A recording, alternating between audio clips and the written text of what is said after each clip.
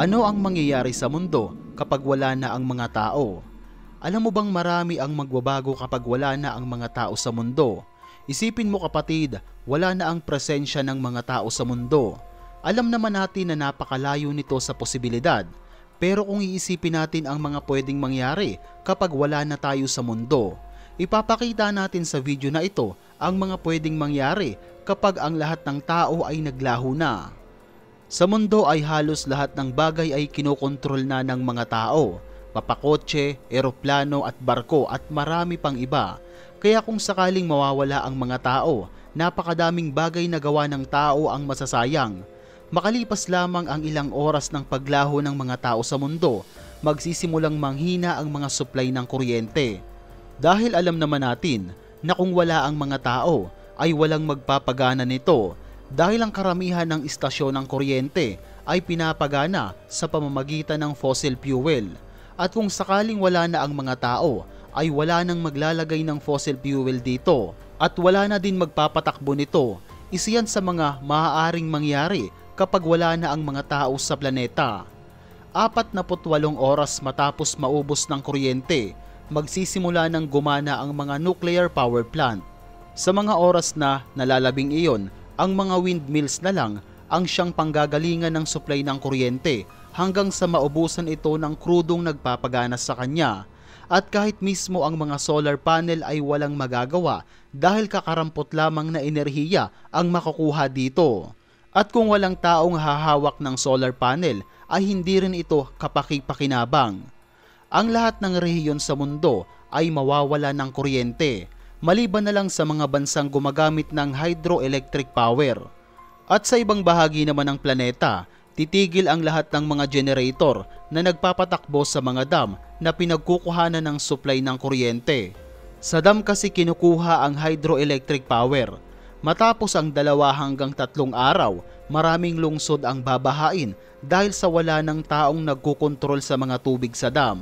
At sa kadahilan ng wala ng tao sa mundo, unti-unting mauubos ang gas ng generator na nagpapatakbo sa dam dahil ito ang sumusuporta para hindi ito masira. Makalipas lamang ang 8 hanggang 10 araw ay unti-unting mauubos ang lahat ng alagang hayop sa mundo dahil sa gutom at uhaw. Lalo na ang mga alagang hayop na nakakulong at nakatali, yan ang unang mamamatay. Dahil sa gutom at uhaw, maraming hayop ang maaapektuhan sa pagkawala ng mga tao sa mundo. At dito na magsisimulang maghanap ng pagkain ang iba pang mga alagang hayop.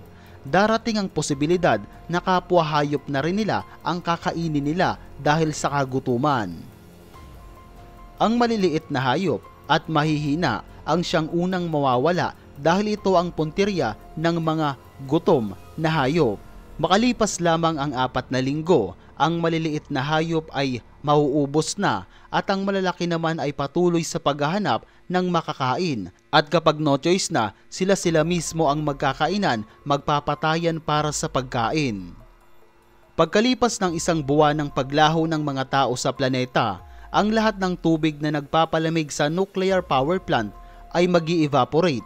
Magdudulot ito ng malawakang pagsabog sa mundo. Dahil sa mga pagsabog na magaganap, milyong-milyong mga hayop ang maaapektuhan at mawawala. At marami din ang mga hayop na mamamatay dahil sa mga sakit. Isa yan sa mga posibilidad na maaaring mangyari kapag ang mga tao ay naglaho na. Pero kapatid, sa lahat ng sakunang naganap sa mundo, ito ay makakabawi sa radioactive contamination. At makalipas lamang ang 1 taon ng paglaho ng mga tao sa mundo, magsisimulang mahulog ang mga satellite na nasa kalawakan. At makalipas lamang ang 10 hanggang 15 taon, ang lahat ng istrukturang gawa ng tao ay mababalutan ng mga damo. Tatabunan ng mga puno ang lahat ng paligid hanggang sa magmistulang gubat ang dating syudad. At dito na maninirahan ang iba't ibang klase ng hayop. Sa pagtubo ng mga damo, magiging sariwa ang hangin sa kapaligiran. Ang mga istrukturang gawa ng tao, kagaya ng Eiffel Tower, Statue of Liberty, Burj Khalifa, ay unti-unting guguho dahil sa kawalan ng taong nag-aalaga dito.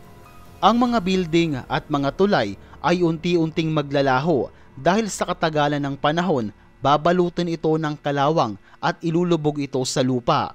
Yan ang mga posibilidad na maaaring mangyari kapag wala na ang mga tao sa planeta. Sa kabilang dako naman, manunumbalik ang ganda ng kapaligiran. Ang mga lawang nawala at mga bundok na sinira ng tao ay babalik. At dito na maninirahan ng libu-libong mga hayop. At dahil sa pagkawala ng mga tao, maglilitawan din ng iba't ibang uri ng mga hayop sa karagatan dahil sa wala ng gagambala sa kanila. Sa paglipas ng 500 taon, ang mga lungsod ay magmimistulang paraiso, mapupuno ng iba't ibang uri ng halaman at puno. At makalipas lamang ang 1,000 taon, ang lahat ng istrukturang gawa ng tao ay mawawala na ng tuluyan at ang matitira na lang ay ang mga istrukturang gawa sa bato tulad ng mga ito. Makalipas lamang ang 1,500 taon, tanging mga plastic bottle na lang ang magiging alaala na may mga nabuhay na tao noon, habang sa susunod na 2,000 taon, mahaagnas na ang lahat ng natitirang bote at plastic.